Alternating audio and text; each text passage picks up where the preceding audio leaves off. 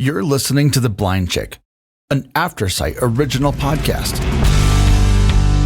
We're telling you stories about strength, overcoming hurdles, and living experiences. We see who you really are. Blindness can be an adventure. Are you ready for the journey of a lifetime?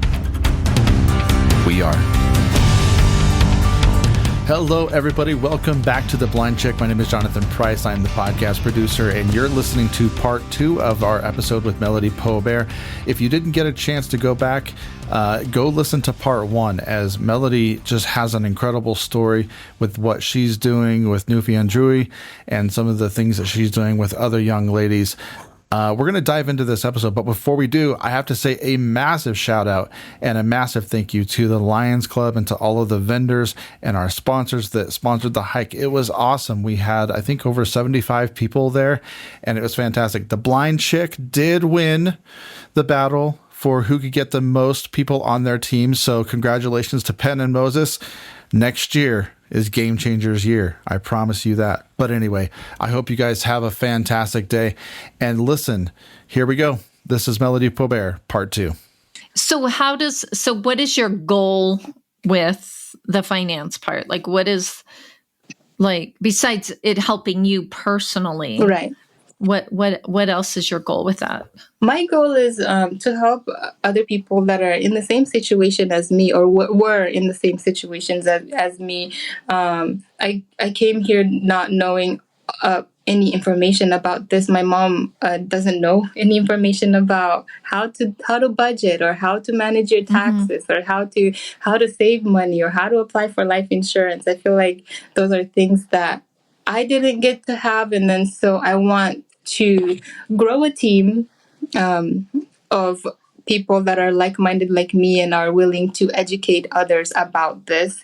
And because for me, it's not about making money or trying to meet a target. It's more getting the information out. It's going to be too late if we find out about this information tomorrow. So what can you do today to just like at least learn about what you can take care of as far as your finances, and then make a decision tomorrow and the next day and get better at it. So it's just more like financial literacy, providing financial education to people who don't have it.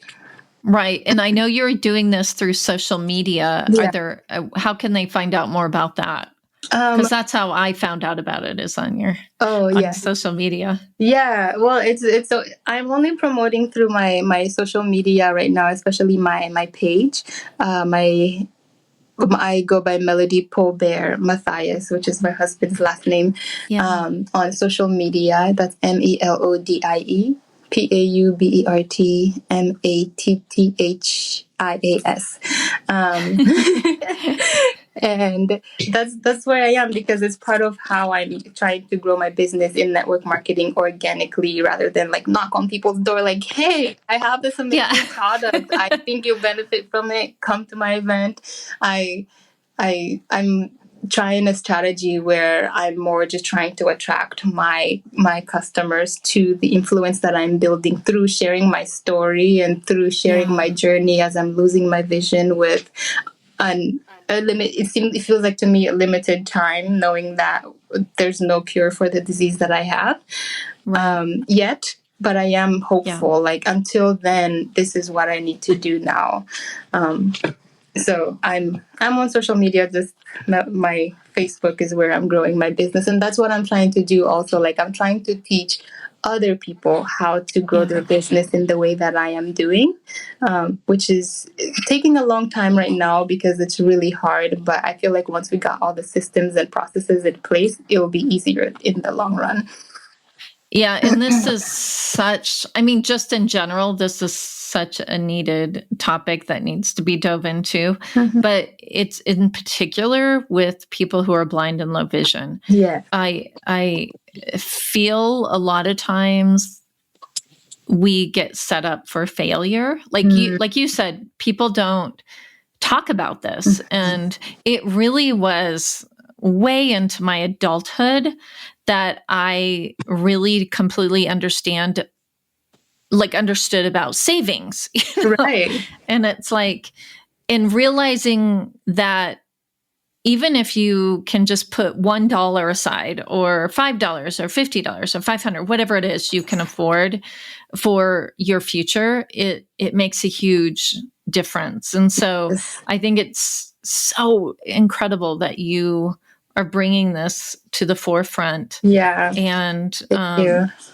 what is your advice for somebody out there who's listening that this is really brand new? Like, wait, what is she talking about? Like, Yeah. what's kind of the first step In finances? Yeah.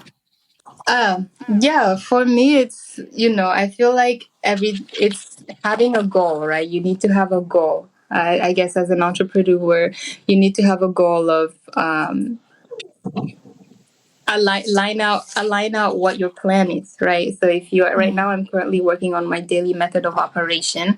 I need to see how much time I have, and how much time I can use, how much time I can take care of myself, how much time I can sleep. Yeah. And I Sleep. put that yes, exactly. And I put that in my calendar. As far as being an entrepreneur and a network marketer, Yes. I feel it's always like you need to make sure that you always stay loyal to your daily method of operation in order to be successful. Because the best part about having that is you know exactly what steps you need to take in order to make it. The challenging part is not doing it. And it's Right. really easy to not do those steps because life gets in the way. Oh, I need to watch my baby at this time. Yes. Oh, my babysitter is not coming at this time. So like when that is gone, sorry, when that plan is not happening, I have, it's like a setback for me. Yes. That's planning. Number 2 is to budget, for sure. Always budget in the, if, for example, if you are making 100% of your income is this much, you don't want to spend that. You need to make sure Right. you put aside money for saving. You need to understand how much of your money is actually put into your savings, and then what are you doing with that? What Right. do you have any plans? Are you exploring in any other financial portfolios that could help you in the long run, not just right now, Yeah. just what you have at work? Because, for example, people have benefits that are like either 401ks or life insurance benefits, but what they don't understand is that there are different types of life insurance. There are different types of retirement Yes. plans. And so are you optimizing your options? So always stay positive, I think, as far as receiving information. Always stay open-minded and have a growth mindset. That's awesome. And I love how it's not just about setting your budget, but it's also time management and all of those different kinds of things. Yeah. Too. They're all woven together, right? Right. Yeah. Exactly. Time is money too. Absolutely, absolutely. So you mentioned, I was going to mention that you're a mom as well. Yeah. And how do you? Were you nervous when you found out you were going to be pregnant, and then as a mom with low vision? Did that even cross your mind? Yes, absolutely. I was really nervous when not even actually when I was pregnant, but even before I was pregnant, I was, I'm sure you understand this. Do you have kids? Yes. Yeah, you have kids. And so when you're growing up and you know that you have this disease, and currently the cure studies are not really moving as fast as you hope that they would. Right. It's hard for me. It was hard for me growing up to think about my family, a life as a family, because I feel like now I have learned how to cope with my disability or my disease. But when I was first learning about it, I was very bitter about it. I was like, why me? Like, 1 out of 4,000 people get this and I got chosen. And then over the years, I learned obviously to actually feel like this is a blessing. I feel like if I didn't have RP, I don't think I would have the drive that I have right now, or I would be pursuing all these dreams that I have today. But when I was younger, I was I was like, I don't want to have kids because I don't want them to go through what I'm going through right now. Like, they're probably gonna have RP too, and then how am I gonna teach them how to live when I don't even know how to like do a lot of things when I'm like functioning on a daily living. So I was really nervous even before I was pregnant. But then actually becoming pregnant, I was like, oh my God, okay, I'm gonna raise this baby. I hope that he's not gonna be blind, blah blah blah blah blah. And then later, when I actually had the experience of raising my child, is what was really difficult for me, because he's 10 months now, and like I would be he's still a holding, baby. yeah, he's the cutest baby ever. But like I would be holding him, and things would surprise me with my vision because I'm not used to holding a baby and being blind at the same time. Right. Yeah. Like, oh yeah, I have to feel the room and see how far away I am from the door frame, or I have to keep the light at a certain amount of brightness so that I actually can see my baby if he's rolling over or not. So it's really challenging, I think, for me right now to learn just how to be a parent, but then also how to be a blind parent who is constantly losing her vision, continuously losing her vision. So I feel like the nervous part is more like dealing with it now. Definitely caused me a lot of anxiety. Yeah, but just so you know, there would be anxiety even if you had 20/20 vision. Exactly. That is just part of being a parent. Yeah. So do you reach out to other I know that there's lots of organizations for blind parents or things like that. Do you get support I haven't yet because okay. I'm actually more going through like disability accommodation problems right now at work. And so because of that, it led to me being applying for the disability services for the blind. Oh, okay. And so they're currently right now helping me just like sort of gain all of the tools and accessibility tools I need to perform my job and not have to go through all the anxiety and all the mental health effects on me with just trying to learn. On top of that, just like you said, being a parent in general it causes you anxiety. So like, how do we reduce that and still be Melodie? I got support through the Lighthouse for the Blind. Yes, and then they're also, great. And the DSP as well. They're trying to help me get into a program called Birth to 13, I believe. But I don't know too much about it because the government is taking forever. Yes. I understand why, but I understand probably a lot of blind people out there are also just trying to keep their jobs, and their workers are being crappy to them. So I totally understand. Oh, how exciting. Yeah. Well, I mean, you're an entrepreneur, you're a mom, you're a full-time worker, you're also involved with this nonprofit with your mom. Like, what do you do to take care of you? Because you had mentioned that about self-care. Like, what are some of the things that you do to make sure that you still are still okay? Yeah, what I do is I try to do self-care as much as I can. However, right now, it seems like I'm so busy that it's really hard to find self-care. So I use my calendar a lot, really, to schedule time for self-care, like especially on Sundays, self-care Sundays. Oh, nice. I like that. I need to stay loyal to that plan because that's still part of my daily method of operation. Like, if I don't take care of me, I can't take care of the business. I can't take care of the baby. I can't take care of the household. So right now I'm going through this phase where I need to actually take that seriously because there's no point of return. Like, all of this is happening for a reason and they need to happen step by step. And that includes self-care. You need to schedule a time to just meditate. I like to read sometimes too. I like to more like listen to audiobooks. Yes. And I also like to go on hikes. Nice. Yeah.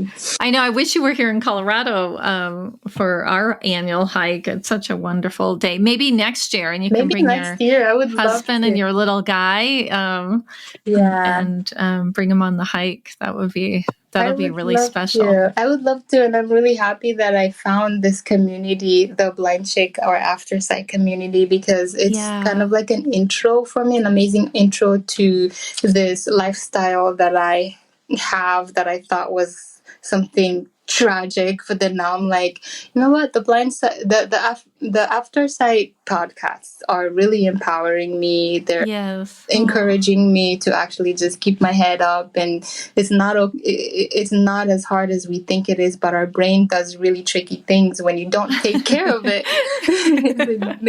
It absorbs all the negativity, and everything becomes negative around you. So I'm just like in the process of trying to become positive and just like stay positive so that I can be successful in just being me. That's right. So, well, yeah. Melodie, what would you like the takeaway to be today? The takeaway from today is, being diagnosed with a disease like mine that is a degenerative eye disease. It's not the end of the world. Yeah. We should take it more as another ability that we have, I guess. It might be called a disability to some people, but to us it's an ability. And I feel like RP has given me the ability to define my purpose. My purpose has changed so many times until and they were all over the place. I was like, I want to be a doctor, I want to be a teacher, I want to be a linguist, I want to do this. And then when I was diagnosed with RP, I was like, okay, so time is a thing and vision is great, but I don't think I'm going to have it for the rest of my life. So how do I cope? So build your community, I think, is what's really important right now as I go through this process. We need to have our community of like-minded people, because some people can pull you down as you try to cope yourself. Like you're trying to be okay and like learn how to deal with this new information that you received, then people are like, oh, that's terrible for you, and you're like, yes, I know. But like having these people, like for example you guys, having them be like, wow, that's amazing that you have lost your vision, but you're still doing all these things. That's amazing that you're a writer, but you don't have you can't see. That's amazing that you're doing all of this. So I always say it's just magic. It's just magic. Exactly. Yeah. So my message is to just always find your community, because even though you're going through a hard time, know that there's a positive time after that. Yeah. And that's, one of the reasons we call ourselves Aftersight is because, there is life after sight. So yeah, it's true. Can you repeat the name of the nonprofit again? Yeah, because I want to make sure that everybody gets it, just in case they can't read the show notes. Yeah, it's Nufi E Andrui. Awesome. If you want to sound fluent in Malagasy, you just say Nufi Andrui. There you go. It sounds beautiful when you say it. And I can spell it phonetic, like with the letters. So it's N as in Nancy, O as in orange, F as in fan, Y as in yellow, I as in India, A as in apple, N as in Nancy, D as in David, R as in rain, O as in Eric, Y as in yellow, .org. Wonderful. Beautiful, beautiful. Well, Melodie, do you have a question for me? I have been, asking you question after question. Do you have a question for me? I do. What motivated you to be to do this podcast, the Blind Chick podcast? That's a good question.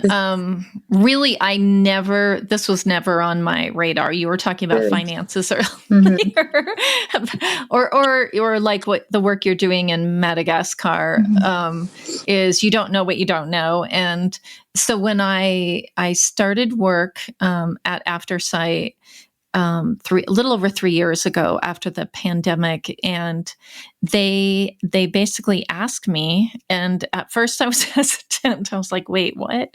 I mean, I listen to podcasts. I love podcasts. I'm a true crime junkie, so I listen to a lot of those. And so they asked me, and I have been around a long time, and I know a lot of really cool blind people. And so I just started asking my friends to be on the podcast. That's awesome. And those friends asked their friends, and it really just grew organically into what it is today. And when it became, it really just grew itself, and it takes a team. I get to do the fun part. I get to meet and get to know wonderful, beautiful, amazing people just like you, Melodie. But there's a whole team on the back end that really puts it all together and makes sure it gets out on time, and that we sound the best we can. And so, but I did it because I know some really famous blind people. They're really well known for what they've done. And I could hear over and over again with my friends, like, but I'm never going to summit Mount Everest, or I'm never going to be a famous jazz singer, or a famous, I'm never going to be Stevie Wonder, kind of thing. And so my story doesn't matter. And that's not true. That's not true. Never seen everybody. Everybody has a story. Everybody's story is important. We can learn from every story. So, I hear your little guy. I love that sound. So that's really awesome. That's awesome. Yeah. So it's beautiful, and it's just been an amazing journey. And I'm here for the ride until everybody out there tells me they're done with me, and then that's okay. So I'm grateful that Aftersight found you. Oh, thank you. Yeah, I listen to the podcasts lately. I've been following, and I just feel empowered each time I listen. I'm just like, This is great information to hear, just like on my walk to work or something like that. So thank you so much for your work. Well, thank you. And thank everybody out there who, comes back week after week. I definitely want to give a shout out to the Shine Festival is coming up on August 24th in Denver, Colorado. And you can go to shinemusicfestival.com. And it's really fun is they've asked us to do a live Blind Chick episode. So Melodie, I'm a little bit nervous. I've never done anything like that before. You got this. I hope so. So it'll be, but it's the festival itself is completely accessible for everybody, all ages, all abilities. So please show up, and it's free. It's free to the public. So it's Sean, thank you so much for putting this on for all of us. We really, really appreciate it. So, and again, thanks Aftersight for supporting the Blind Chick and all the other amazing work that you do. And everybody out there, be kind to yourselves this week and find a way to be kind to somebody else. It's good for your soul. And Melodie, thank you from the bottom of my heart for all the work you're doing and all those lives that you are forever changing. Thank you. Thank you. All right, everybody. Talking to you. You too. Have a good week, everybody. We'll see you next time.